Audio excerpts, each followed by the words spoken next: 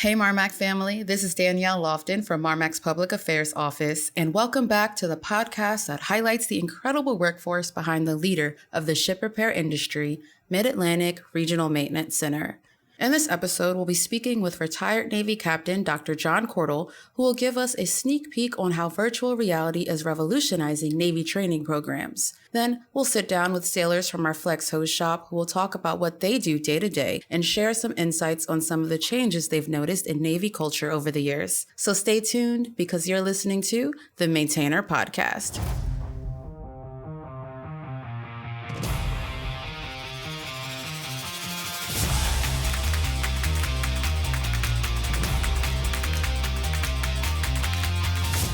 Okay, hello everyone. I have Dr. John Cordol from ComNav Surfland on the phone with me. He is the person that was in charge of the VR training that we did here at MARMC. Dr. Cordol, how are you today, sir? I'm great, thank you. If you'd just like to take a second and just introduce yourself and what you do here for the Navy. Sure. So my name is Dr. John Cordol. I'm a retired Navy captain with a surface nuclear officer, and I work now at Surfland as a human factors engineer. So I look at the sailor and what causes stress, what affects their performance, so things like fatigue, op tempo, and that got me interested in suicide awareness and suicide prevention. Oh, wow. Okay. And if you could just talk to us about what you would like to accomplish by using virtual reality for those training programs. Well, as you probably know, the Navy has a very aggressive suicide prevention and suicide awareness program. Your command has really been very proactive in looking at mental health and implementing programs to help out. And so what I've gotten involved with here at Surfland was really two or three initiatives that complement those efforts. One is called Safe Talk. It's a course that teaches you sort of the basics of understanding what suicide looks like and how to recognize the signs and how to get someone help. And then we were teaching that course both here at Surfland, and I think you teach it over at MARMC. And then we got wind of a new technology that was out there in SurfPack, which is a virtual reality suicide sort of a scenario. And so we decided that would be kind of a good 1-2 punch. Talk to the leadership, Dawn Dick out at MARMC, Captain Young, and they invited us over there to try it out. So that's how that came about. For sure, yeah. And after seeing the VR training in person, it definitely is a very innovative thing. How would virtual reality training work alongside the current training methods that we already use here with the Navy? Hey, that's a great question. You know, the Navy has a general military training for suicide prevention. It kind of goes through the nuts and bolts of the program and what to do to seek help, to act, cure, treat. Safe Talk is a Navy program. It's a sort of a seminar format, smaller groups with a facilitator to get you comfortable with sort of the discussing suicide, recognizing the signs of suicide. And there's at the end of that, there's normally a little role-playing session for about 10 minutes where one of you pretends that you're suicidal and the other one tries to get you to talk about it, get you to acknowledge you need help, and then get you the help you need, like a chaplain or a doctor. What the virtual reality piece adds to that is it puts each individual in a situation where you are charged with sitting down with someone who appears to be suicidal and then talk them into letting you help them. And so it's full immersion. They use actors and AI to script a scenario. And then depending on the actions that you take, the individual will respond differently. And then what happens at the end is kind of cool is you get kind of a report card that says, hey, how did you do? For example, your command will get a roll-up of all the people. I think you had 190 folks take it. Oh, wow. And you'll get a summary report. Hey, this many people engaged him in a direct way, this many in an indirect way, this many left him alone, and this many of them took him to get help, and which is the goal, right? You don't want to leave somebody alone. So it really reinforces what you've learned in the other suicide prevention, suicide awareness classes. Definitely, yeah. And what equipment and support is required to make this training available? You know, that's kind of the great thing. It's pretty darn simple. There's a Pelican box that has headsets in it. Basically, the typical, I forget what, Oculus or whatever, the VR headset. And that headset is already loaded up with the scenario. There's actually suicide prevention and there's a sexual assault prevention scenario already preloaded. And you basically put the headset on, you put headphones in, and you use your eyeball to select the course and get it started. Use your voice to do the commands, and you just start to have a conversation, and you have to talk about it. So it's very intense, but that's what makes it memorable. I think is it's one-on-one, and there's no way out. You can't just watch a PowerPoint or listen to somebody talk. You have to actually act and engage. Wow, okay. Yeah, and how would people give feedback about what they learned and experienced with this VR training? Great question. So there's already a feedback form embedded when you finish the training. You just click on it, and with the headset on, and it records your responses. And it's things like, what was your level of comfort with this topic before the training and after the training? Do you feel like this is useful to help you prevent someone, who's suicidal? And that gets rolled up and put into a questionnaire and a form that the command will get as a report card for basically how their folks felt about the training. Very nice. Okay. And talking about leadership and workplace culture here for a little bit, how can this type of training help create a workplace where people feel safe and comfortable asking for help? That's a great question. I think the Navy's, I was in for 30 years and I've been out for about 10, but there was a time when people didn't talk about mental health and didn't reach out for help. Either they were embarrassed or they were afraid it might impact their career. Just yesterday or on Friday, I heard a 3-star admiral talk about how he had gone for therapy. And so, to have leadership share their vulnerability, I think, is critical, because we all have times when we need help. The second thing is these courses are very specific in that they drive you to talk directly about it. It's not, are you going to hurt yourself? Are you going to do something stupid? It says, are you thinking about suicide? And tie it back to their behavior. Like, hey, you're spending a lot of money lately, or you're usually happy, now you're sad. Looks like your wife may have left you, or your spouse may have left you. Or you're having trouble at home, are you suicidal? Are you thinking about suicide? So it drives you to ask that direct question. So I think the difference now is culturally we're talking about it. But I think there's an important piece of this too is, again, when you talk to suicide experts, there's two things that really help prevent suicide from a cultural standpoint. One is connectedness. So do the people feel like they're connected to somebody else that they can call for help and they can talk to? And the second is contribution. Do I feel like I'm important? Do I feel like what I'm doing is tied to the mission? Am I helping out? Am I contributing? And when you look back at those studies, they found a lot of the folks who had suicidal ideations or actually culminated to suicide were limited duty folks or folks that weren't assigned to a sponsor and didn't have that connectivity, didn't have that contribution piece. Right. So culturally, that's a piece. You can make sure that your folks are connected and make sure they know that their contribution matters. For sure, I agree. And again, thank you for your time, Dr. John Cordol. I do know that training is very innovative, and I know that it's a new thing that a lot of people haven't tried yet, but I do believe that virtual reality is the future, and that's just all the time we have for today. So again, thank you. Thank you very much. I really appreciate it.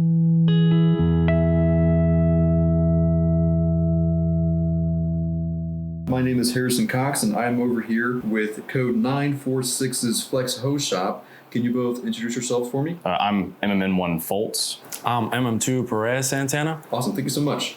Okay, cool. So could you tell me a little bit about your rate and why you both decided to join the Navy? So I'm a nuclear machinist mate. I joined the Navy because I was doing all right in college, but decided that I needed a little bit more structure in my life and decided to retake my ASVAB, scored well enough, and he kind of gave me the little nudge and was like, hey, there's this nuclear program you could try, and the rest is literally history. Wow. I was going to do 4 years, and now I'm going on 8, so. Look at that. That's awesome. Okay. A surface machinist mate. I joined the Navy about 6.5 years ago. I was doing college, but I didn't know what I really wanted, and also I wanted to do something different. That pretty much influenced me to join the Navy. But you were born in Puerto Rico. Yeah. You're from Puerto Rico, so you enlisted out of Puerto Rico. Yeah. Born in Puerto Rico, born in Carolina, Puerto Rico, and raised in Bayamon. Very nice. Okay, cool. So if you guys could just tell me a little bit about the duties of the Flex Hose Shop. So on the surface, it sounds like we just make garden hoses, but a lot of our work is integrated into pretty much every system on board those ships. And if you can think of a platform, we've probably done work on it, as well as other shops that we've worked with. We supply not only MARMC and Hour Base, but Little Creek, Dam Neck, and then any ship that's associated with any 3 of those bases and more. We've kind of become the catch-all of building flex hoses. At the premises, that's all we do is build hoses, but some of those hoses are upwards of 300 to 400 pounds that we're getting fittings and parts for. Yeah, also like doing cast reps, building like big hoses too, 6-8 inches, seawater hoses, hydraulic hoses. Wow. Yeah, all kinds of stuff. Sounds like a pretty big job. So what are some of the most common types of hoses that you both work with, and what are their applications on ships? So the most common that we see, mainly because they're the largest ones, so maybe not by necessarily the amount, but just the sheer size of them, seawater and lube oil hoses. Almost all of those systems, especially on small buoys, have flexible hoses that attach, not hard pipe. But we do anywhere. The last one that was really arduous was on for the sonar system chillers, and it's just because they're completely metal hoses. They take a little bit more work and a little bit more testing, but there's really not a standard anymore. Half of our job is research and determining what we can do for the system, and the system dictates what type of hose is going to go on it. And how do you ensure the hoses that you both create or repair withstand the tests of a warship? We looked at the fittings that we have, what pressure do they go to, and we'll go by the book, like test it, make sure it's good to go. Also, a lot of times the fittings, the pressure of the fittings go above the pressure of the hose. So our testing criteria is 200% that of the highest rated pressure of that hose. Oh, wow. Okay. Yeah, so that's what he's trying to say, because the system dictates it. Now we build what we receive. So if they bring us a hose to build, we will give that ship that hose, even if it's overkill for the system, because to downgrade that, it causes us to go into the ship's drawings, which aren't always accurate. But basically, we get a system, we find out the pressure and the fluid going through it. We say the system goes to 300 pounds. We might use a hose that's rated to 500 pounds that's already exceeding requirements, and then that hose alone is tested to 1,000 pounds because it's 200% of rated pressure. That's the key. That is the final step for us to sign off and say, yep, we can give this to a ship, because the safety is paramount when it comes to that. yeah. How does the Flex Hose Shop coordinate with other shops or departments within MARMC? So the hoist hose shop is actually completely reliant on us.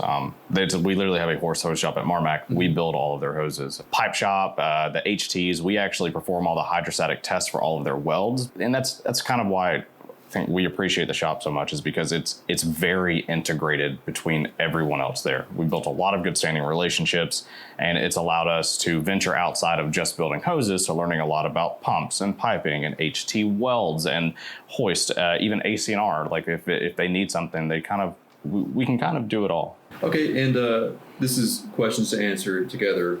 So how would you guys describe the teamwork in the Flex Hose Shop? Teamwork, we're a pretty good shop. Like when we have a job to do, we go out there and do it. Mm-hmm. Like perfect. We have a good teamwork, pretty tight.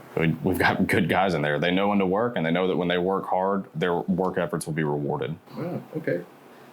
And if you could design a new tool or system to improve hose creation or repair, what would that be?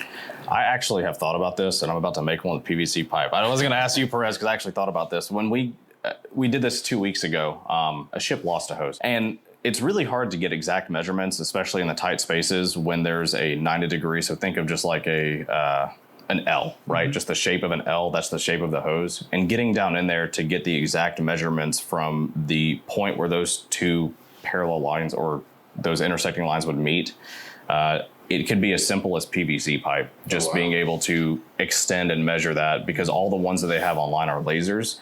Problem is that doesn't work on stainless steel surfaces that are reflective. It doesn't work because the center of those flanges, or where it connects to the system, are hollow. So you're not getting the exact diameter or the exact lengths. So we have had in the past where we sent somebody out there to take measurements, and it was an inch or two off because the way the hose set in the fitting was different than the one that they had and what they told us. So now we send someone out there and tell them to take as many pictures as possible, and we really just brainstorm it together. And a tool like that, they could take it out there, they could tap both ends, tighten it down, and then basically bring us a pipe or a piece of wood. It doesn't matter. It could be something super simple, but it doesn't exist. Yeah, right. You know what? After this today, I'm gonna go build it. I'm gonna go to Home Depot and buy the PVC and see what I can do. Yeah, something like that. That'd be very, very cool to see. It sounds very innovative and everything, so that's very cool. What major positive changes have you observed in Navy culture during your time in service, Folts? So there's definitely some good and bads, and they're always actively working to make things better for not only the chain of command, but also the individual sailor. You have a lot of these guys that are out at sea for sometimes 5 years at a time. And when they get to a shore duty, they want to be on shore duty. And when we talked about earlier about implementing that inside of the shop and saying, hey, do your job, work hard, and I promise you we're going to do the best we can, because liberty is king. Yep. And our own CO was basically saying, like, yes, this is shore duty. This is their time to get their life back on track. They spend more time with their kids, more time with their families. If you came off the Ike, you spent 230 something days at sea, yep. And that was it. And now you don't want to come to a shore duty just to feel like you're just on a ship, but now you're stuck at work. Yep. So that was probably one of the biggest changes that they made, was seriously trying to improve the quality of life of the sailors, especially those on shore duty. In your eyes, what is the most valuable skill that you have developed through your Navy service? Technical skills, the list is endless.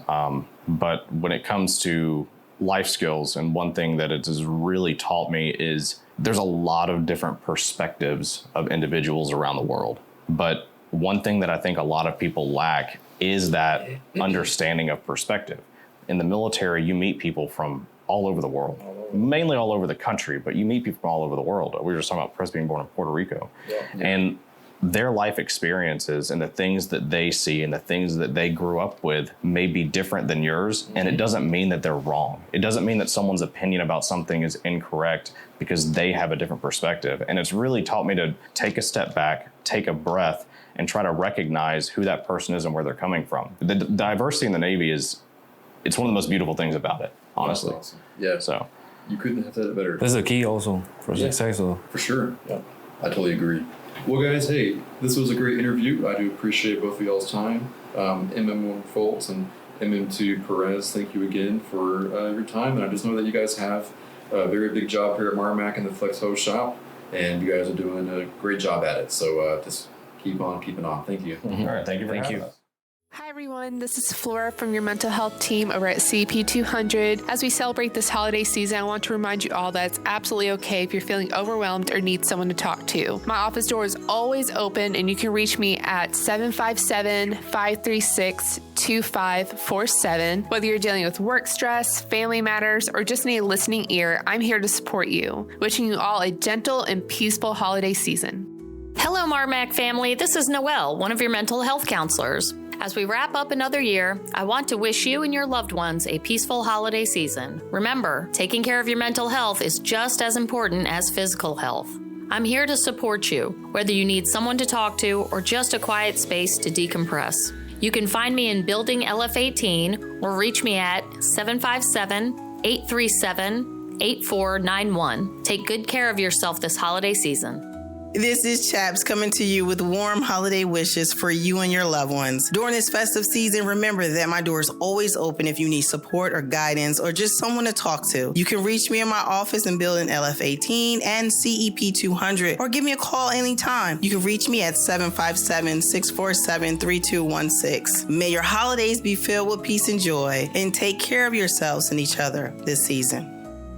Hey team, CMC here. Just wanted to take the time to wish everybody a happy holiday and a blessed new year. Thank you for allowing me to be your CMC and just the great conversations that I get to have every day with every single person here at MARMC. It's just an honor and a privilege to be here, and I just look forward to the next few years serving alongside everyone here. We fix ships and we work together, and this is the best team in the United States Navy, even in the DoD, across the military. MARMC is the standard for all commands. So have a great new year. Enjoy your time with family, and don't forget you got family here at MARMC as well. Happy holidays and Happy New Year. CMC out. MARMC family. Many times I've been passed in the hallway and people say, is it what you thought? As the executive director, is this job what you thought? And so the answer, yes and no, but my working geniuses are galvanizing and tenacity. Unfortunately, I don't check as many boxes anymore as I used to. I actually have a hard time keeping up with all the boxes that you guys are checking. Y'all are doing a great job. Everything is truly amazing to see all the passion and effort from our people. Over 3,000 of you guys. I really have a great team from the department heads to the deck plate. All I want to do is get out and meet everyone. Make my mission more about the people. Get out to the ships and desks and really see why you guys are the experts in what you do. So appreciate everyone and look forward to meeting everyone. Happy holidays to the whole MARMC team. This is Captain Keith Foster, the Executive Officer. Just wanted to wish everyone a happy holidays and hope you enjoy your time with your families. Big thing is want to tell everyone how I appreciate the hard work that everybody's put in, from our IG to the fixing of ships. If you take a look at what's going on overseas, the ships that are out there engaging in targets, you had a direct effect on those ships getting underway and being out there to perform their mission. So once again, thank you so much for all that you do. Enjoy your holidays. XO out. This is your commanding officer, Captain Jay Young, wishing each and every one of you a happy and safe holiday season. As we approach the end of the year, I want to take a moment to express my sincere gratitude to every member of the MARMC team for your exceptional service throughout 2024. Whether you were working on the waterfront or behind the scenes in LF-18 or CP200 or many of our locations throughout Hampton Roads, your dedication has been the cornerstone of our success. 2024 has truly been a year of remarkable achievements. Together, we delivered USS McFall back to the fleet 8 days ahead of schedule. We provided critical support to USS Harry S. Truman and USS Ross, and we saw our dynamic team over at Joint Expeditionary Base Little Creek complete their 10th undocking last month, setting a new standard for excellence. These milestones, along with many others, highlight our unwavering commitment to delivering world-class support to the Navy's operational needs. And none of this would have been possible without the hard work, resourcefulness, and commitment of each and every one of you. Your contributions make a real and lasting impact on the mission and the future of our command. So as we celebrate this season, let's also take pride in the vital role we play in supporting the Navy and its mission. Together, we make a difference, and together we will continue to excel in the year ahead. To you and your families, I wish you a joyful, safe, and peaceful holiday season. Take this time to rest, recharge, and enjoy the company of your loved ones. It's a well-deserved break after all that you've accomplished this year.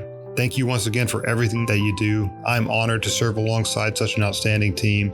So from my family to yours, happy holidays and best wishes for a wonderful new year. Stay safe, and let's keep up the great work as we move into 2025. And that's a wrap on our episode. However, before we officially wrap things up, I just wanted to share that this will be my final episode as your host. It's been an absolute privilege to help share these stories and important conversations with you all. Thank you to the incredible MARMC team and the Public Affairs Office for your support in getting this podcast off the ground. While this may be my last episode, I'm confident that this podcast will continue to shine a light on the extraordinary work that's being done here. Wishing you all a safe and joyous holiday season and continued success in the new year. This is Danielle Lofton signing off one last time. Take care.